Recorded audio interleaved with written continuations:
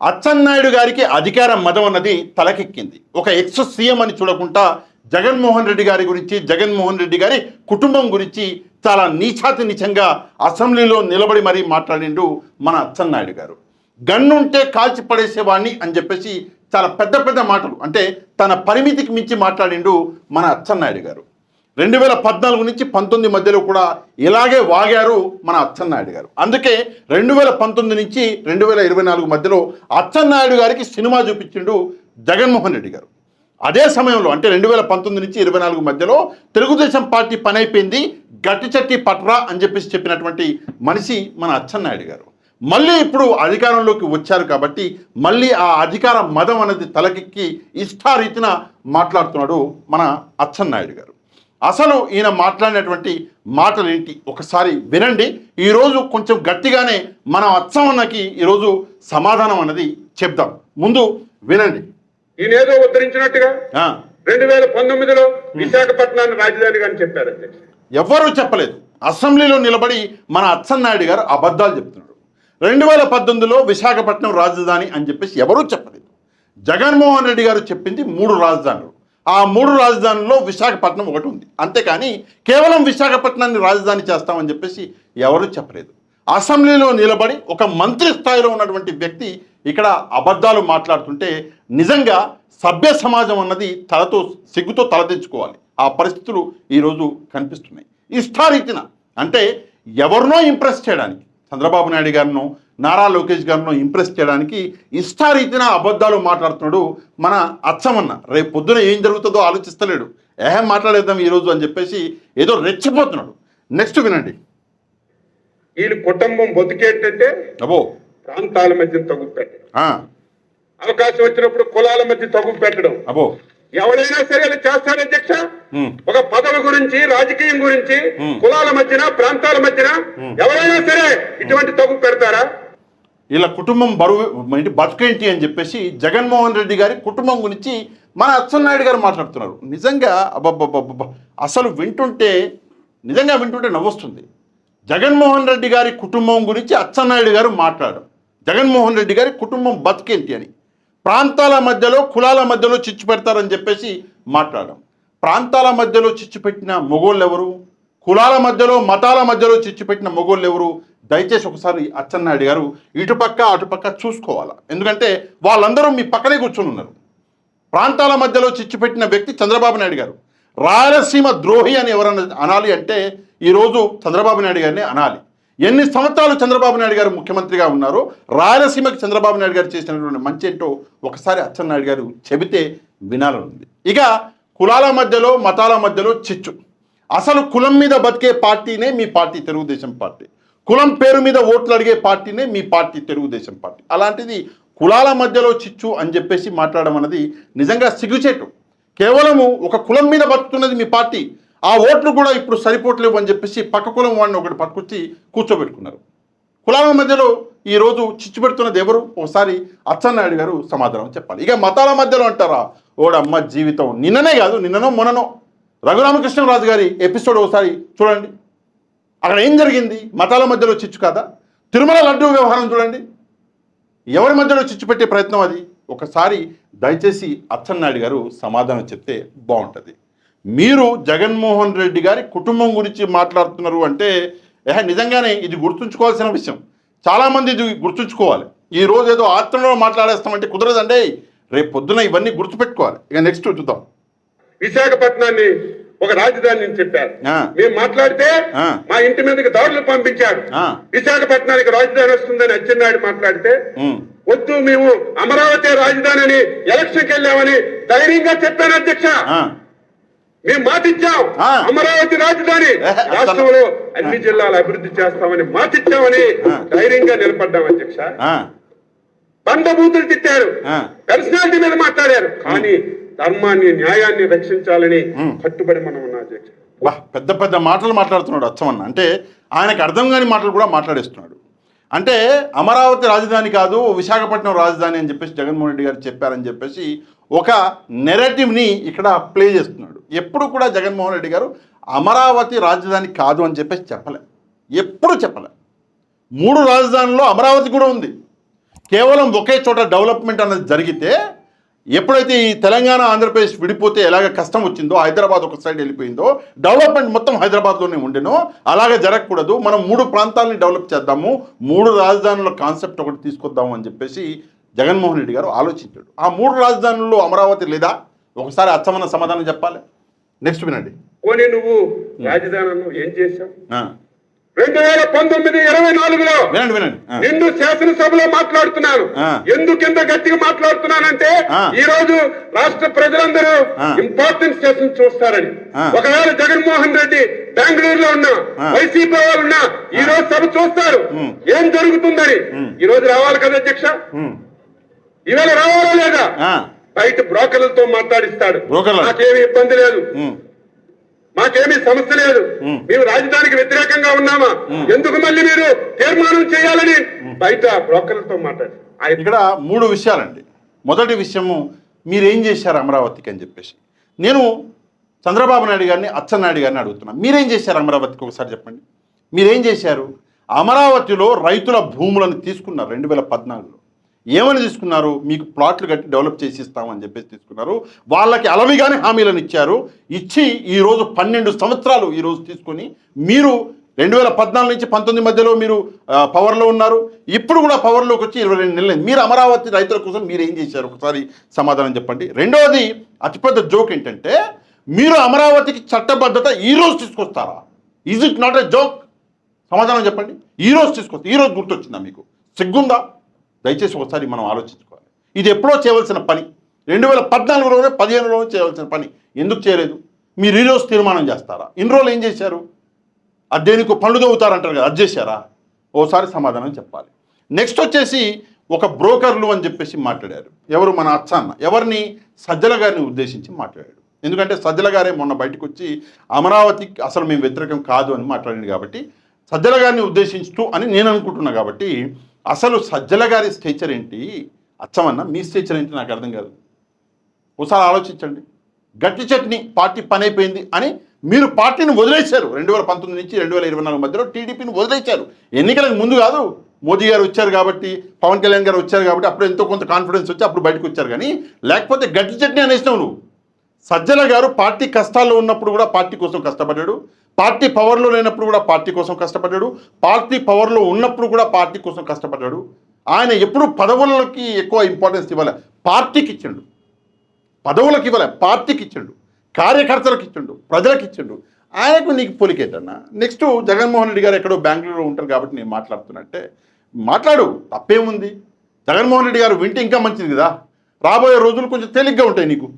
ఆయన వినకపోతే కష్టం, కానీ ఆయన ఇంటే చాలా మంచిది కాదే. నెక్స్ట్ వినండి. ఆయన అంటాడు శాసనసభ పెట్టుకుంటున్నారు, శాసన మండలి ఎందుకు పెట్టడం లేదంట. బుద్ధి జ్ఞానం ఉందా మీకు? నాలెడ్జ్ ఉందా? అబో, తీర్మానం అంటే శాసనసభలో చేస్తారు, శాసన మండలిలో చేయరు. కానీ శాసన మండలి ఎందుకు పెట్టమంటున్నారు?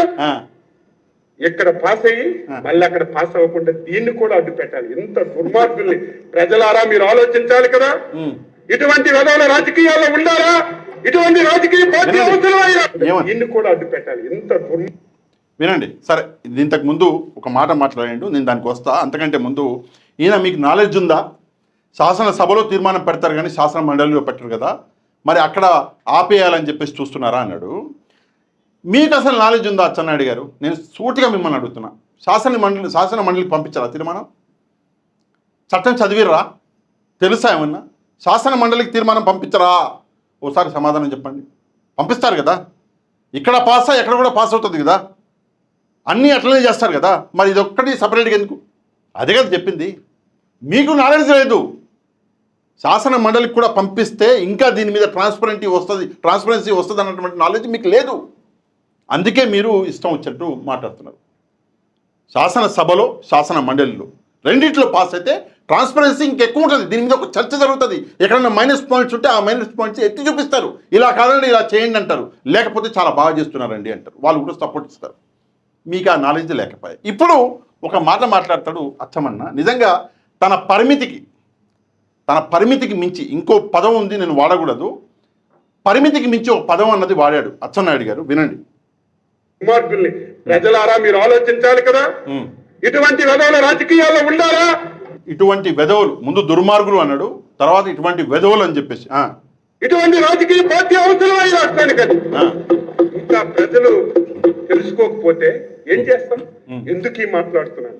5 సంవత్సరాల్లో ఏమి చేయలేదు అధ్యక్ష. 18 మాసాలు అయింది అధ్యక్ష మనం వచ్చాం.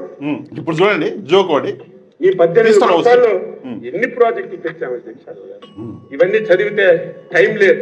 అన్ని ప్రాజెక్టులు ఈయన మాట్లాడే పాస్ అయ్యి మళ్ళీ అక్కడ పాస్ అవ్వకుండా ఈయన మాట్లాడిన మాట దుర్మార్గుల్ని ప్రజలారా మీరు ఆలోచించాలి కదా. ఇటువంటి వెధవల రాజకీయాల్లో ఉండాలి. దుర్మార్గులు వెధవలు ఇట్లాంటి పార్టీ అవసరమా మనకి అని చెప్పేసి మాట్లాడుతున్నాడు కదా. ఇట్లాంటి పార్టీ కాదు, అవసరమైన పార్టీనే వైసీపీ. అవసరం లేని పార్టీ, ఉండకూడని పార్టీ ఏదైనా ఉంటే తెలుగుదేశం పార్టీ. ఎందుకంటే ఈరోజు వైఎస్ఆర్ కాంగ్రెస్ పార్టీ చేసినటువంటి మంచి పనులు ఏవైతే ఉన్నాయో అవి ప్రజలు గుండెల్లో పెట్టుకున్నారు.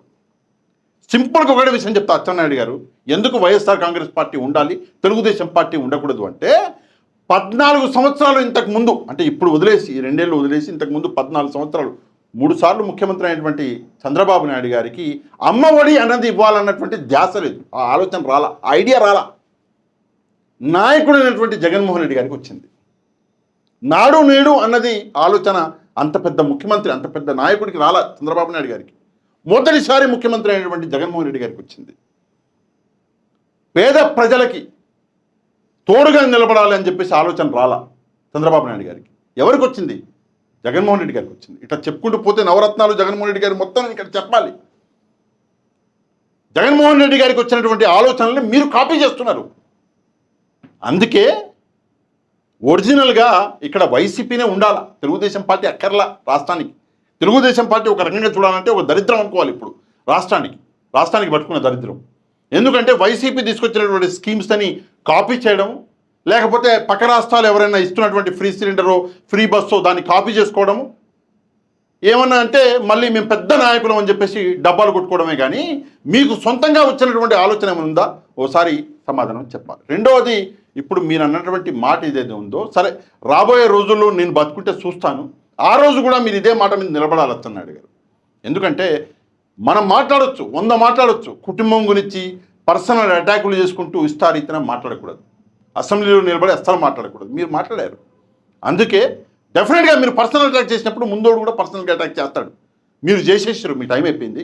ముందోడు చేసినప్పుడు నేను బతుకుంటే తప్పకుండా చూస్తాను. అంతేకాదు ఈయన మాట్లాడిన ఇంకో మాట నిజంగా నాకు సిగ్గేసింది. ఓ నాయకుడు మాట్లాడవలసిన మాట కాదు. ఈయన వైఎస్ఆర్ కాంగ్రెస్ పార్టీనే కాదు, ఆంధ్రప్రదేశ్ ప్రజల్ని కూడా అనకూడని మాట అన్నాడు. వినండి. 2019లో ఎన్నికలు వచ్చాయి అధ్యక్ష. నేను ఆంధ్రప్రదేశ్ రాష్ట్ర ప్రజలు తప్పు చేశారని శాసనసభలో చెప్తున్నాను. ఇది నా వ్యక్తిగతం, పార్టీకి సంబంధం లేదు, ముఖ్యమంత్రి గారికి సంబంధం లేదు. ఆంధ్రప్రదేశ్ ప్రజలు తప్పు చేశారు 2019లో. ఓటు హక్కుని వినియోగించుకొని వైఎస్ఆర్ కాంగ్రెస్ పార్టీని గెలిపించి తప్పు చేశారని చెప్పేసి ప్రజలు తప్పు చేశారని ఒక నాయకుడు మాట్లాడుతున్నాడు. ఇంతకంటే సిగ్గుచేటు మరొకటి ఉంటుందా? దయచేసి ఆలోచించాలి. మరొక వీడియో ఉంది అచ్చెన్నాయుడు గారిది, ఇది వినండి. శాసన మండలిలో లైట్లన్నీ ఆపేశారు. మేమందరం బాబు గారు ఛాంబర్ వినండి, చాలా ఇంపార్టెంట్ విషయం వినండి. శాసన మండలిలో లైట్లు ఆపేశారు, తర్వాత మా ఛాంబర్ లో లైట్లు ఆపేశారు, టీవీ ప్రచారాలు ఆపేశారు. అసలు ఏం జరుగుతుందో మాకు సమాచారం లేదు. సార్ అన్నారు ఒకసారి వెళ్ళి మనము గ్యాలరీకి వెళ్దామంటే గ్యాలరీకి వెళ్ళండి. నరక యాతన ఆయన ఓపిక నేను జోహారింది.